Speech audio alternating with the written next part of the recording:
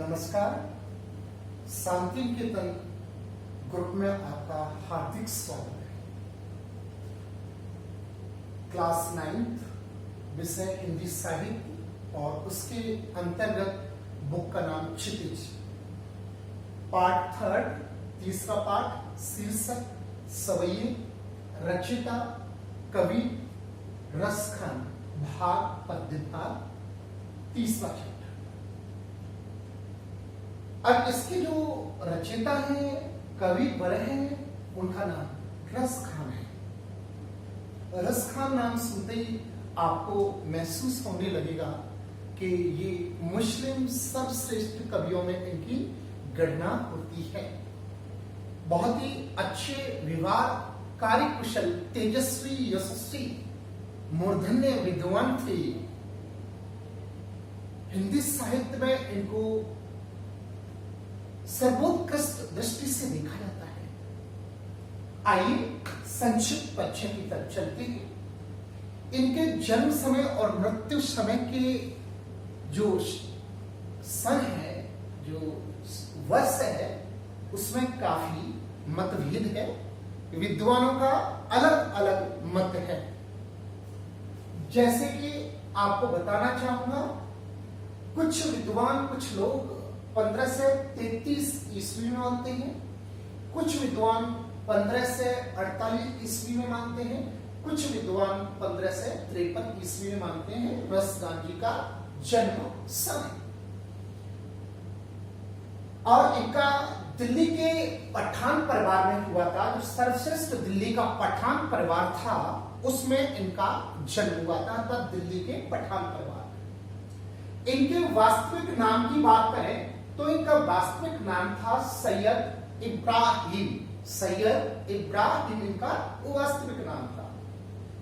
ये कृष्ण की भक्ति के कारण, अर्थात इनको भक्ति भगवान श्री कृष्ण थे, और भगवान श्री कृष्ण की भक्ति के कारण इन्होंने ये गोकुल को चले गए, वहीं इन्होंने निवास स्थल बनाया। उसके बाद वह गुरु गोस्वामी विठलनाथ जी के शिष्य बनकर ये वृंदावन की ओर प्रस्थान किया इन्होंने।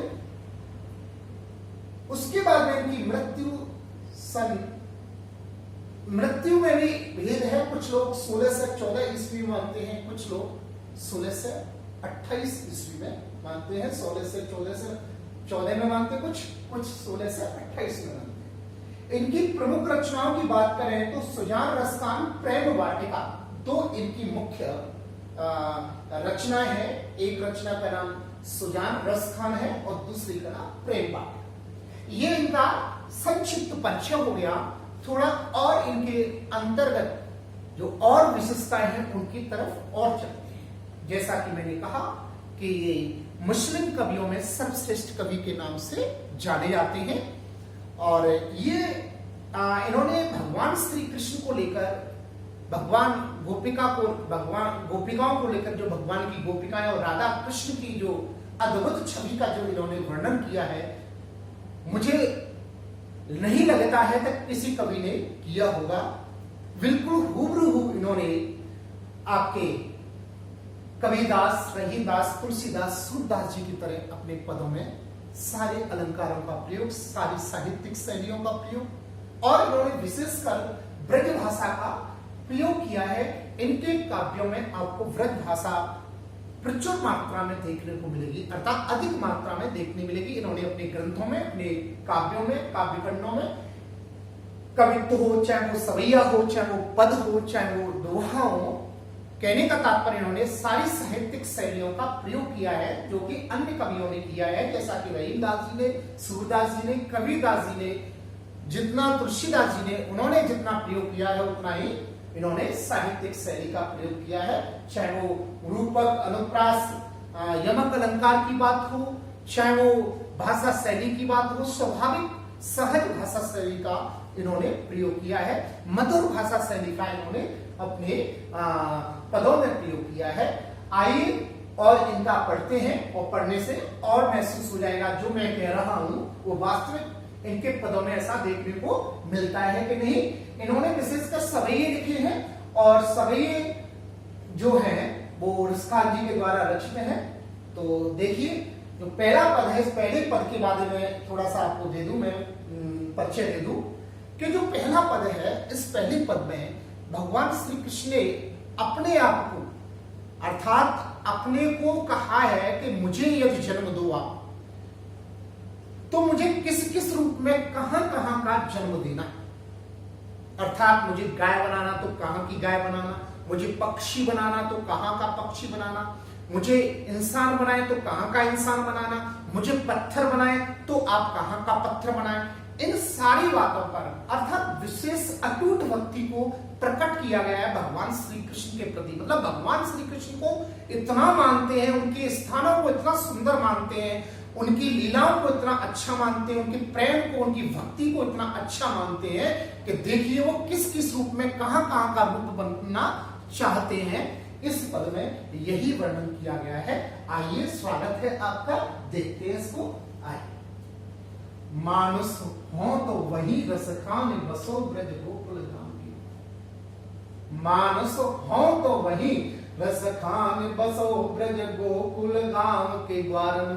अर्थात मानुष कहते हैं मनुष्य को, हो तो वही रसखान।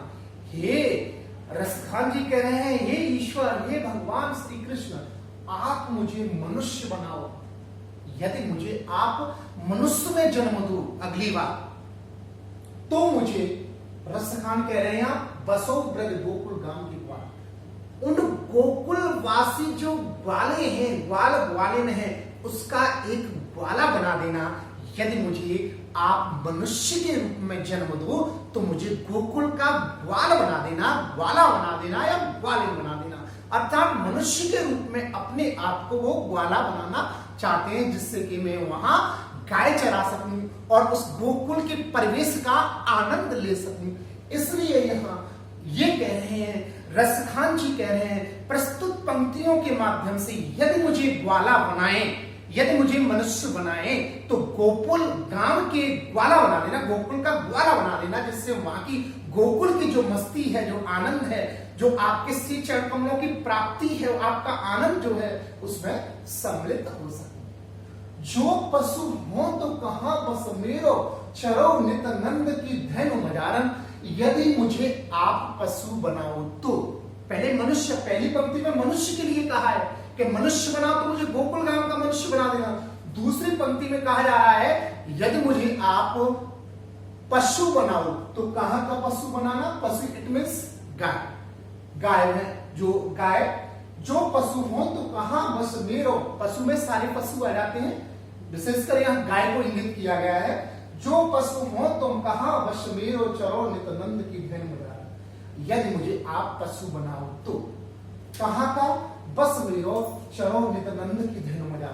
मुझे यदि आप पशु बनाओ तो मुझे वहां का बनाना, आप पता है कहां का, नंदगाम का। अर्थात नंदगाम में जो नंद जी आपके गायों को चराने के लिए ले जाते हैं, उन गायों के बीच का मुझे भी एक गाय या जो आपकी इच्छा हो बछड़ा बना देना। बट मुझे नंदगाम की उन गायों के बीच का ही बछड़ा, उस गाय का ही रूप बनाना मुझे, अर्थात गाय बनाना, और वो भी नंदगाम की, अर्थात नंद में रहने वाली नंदिनी के द्वारा जो गाय चराई जाती है, उनका मुझे क्या बनाना, आप गाय बना देना। दूसरे पंक्ति में इस प्रकार का रसखान जी ने वर्णन किया गया है। और पहले पद में मनुष्य के लिए कहा गया है कि मनुष्य मुझे कहां का, गोकुल के गांव का बनाना, ग्वाला रूप में, रूप ग्वाला का, सामान्य इंसान नहीं, ग्वाला बनाना, वहां का ग्वाला बनाना। फिर दूसरे का है, अगर पशु बनाओ तो मुझे भैंस नहीं बनाना, बकरी नहीं बनाना, मुझे और दूसरा जानवर नहीं बनाना, मुझे गाय बनाना, जिससे मुझे नंद बाबा चराने के लिए ले जाए और वहां की नंदगांव की गांव के बीच में मैं किलोल कर सकूं, मस्ती कर सकूं, आनंद ले सकूं। इस प्रकार यहां कहा गया है। अब यहां इन दोनों पंक्तियों को कोई शब्द समझ में नहीं आए तो मैं बता रहा हूं आपको। मझारण माने बीच में, धैन माने गायों के बीच में, चरो नित नंद की, अर्थात चरो माने चरना, खाना, चरती है ना गाय भैंसे, अर्थात नंद जी के गांव की गायों के बीच में चर सकूं। जो पशु हो तो, अर्थात अगर जो माने अगर पशु बनाए तो, ऐसा कहा जा रहा है। पहले में कहा था मानुष हो तो अगर मनुष्य बनाओ तो कहा का गोकुल के गांव का ग्वाला बना देना, ठीक है, जिससे वहां की मस्ती। दूसरे ने कहा है यदि पशु बनाओ तो गायों के बीच का, वो भी नंदगांव की गायों के बीच, और भी नंद बाबा के द्वारा जो चलाई जाती है उनके बीच का मुझे गाय बना देना। दूसरे में क्लियर कर दिया। अब तीसरा, पाहन कहते हैं पत्थर को, पाहन इट मीन्स पत्थर।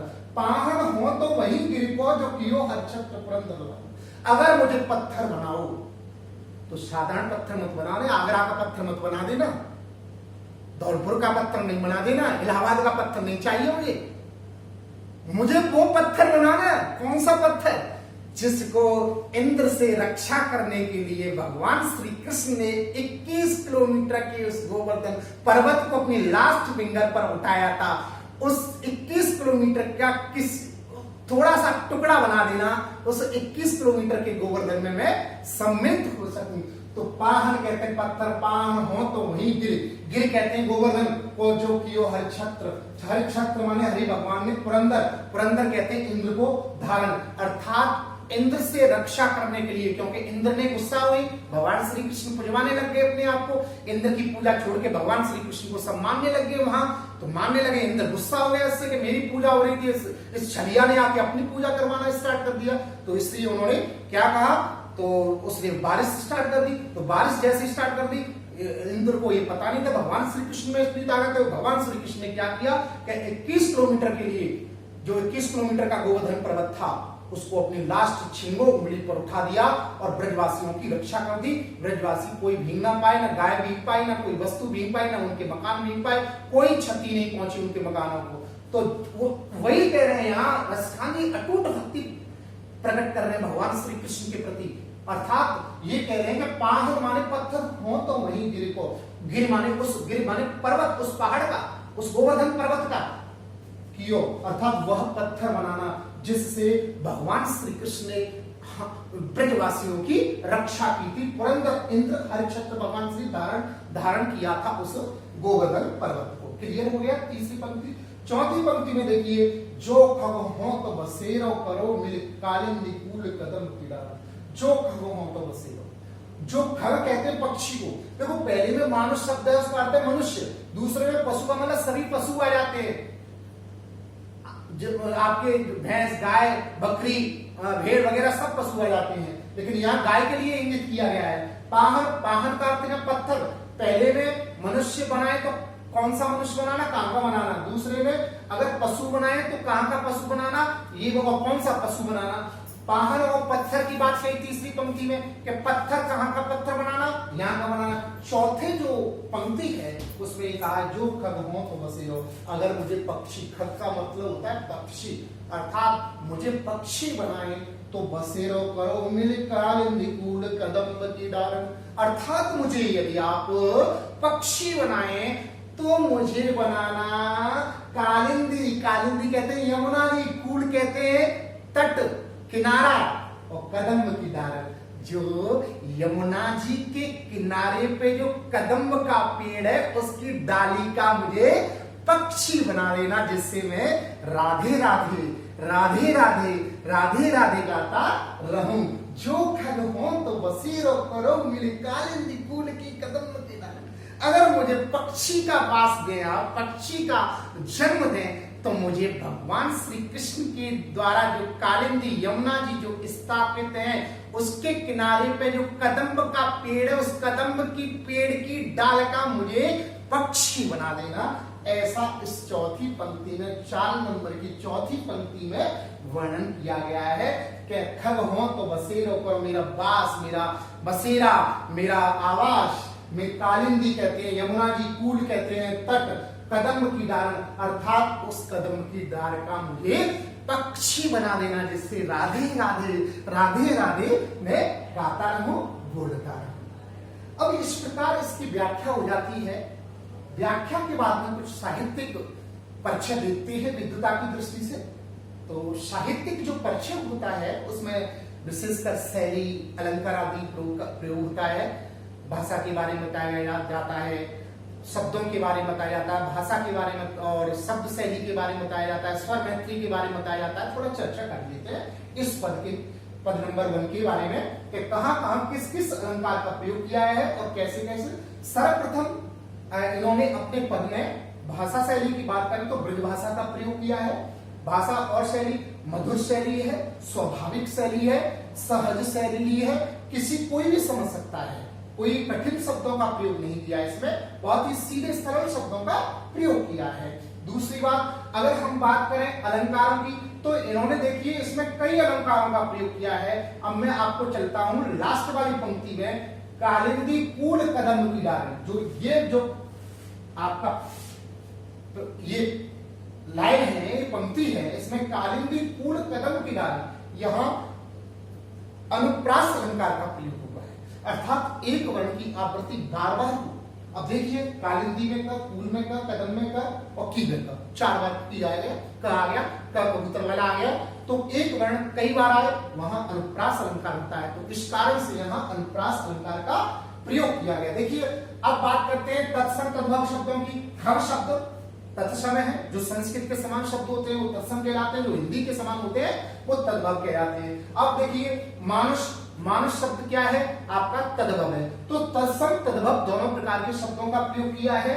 दूसरी बात और भी बात करते हैं, अगर यहां बात करें आपकी साहित्यिक शैली तो सुंदर साहित्यिक शैली का प्रयोग किया गया है। तो हम इस प्रकार के विचारों पर विचार विमर्श करते हुए कह सकते हैं कि रसखान भी अपने आप में अद्वितीय प्रतिभाशाली थे, अद्वितीय प्रतिभा के धनी थे, अद्वितीय प्रतिभा थी। कबीरदास, रहीमदास, सूरदास, तुलसीदास जी की तरह ये भी बिल्कुल वैसे ही हुबहू कवि थे।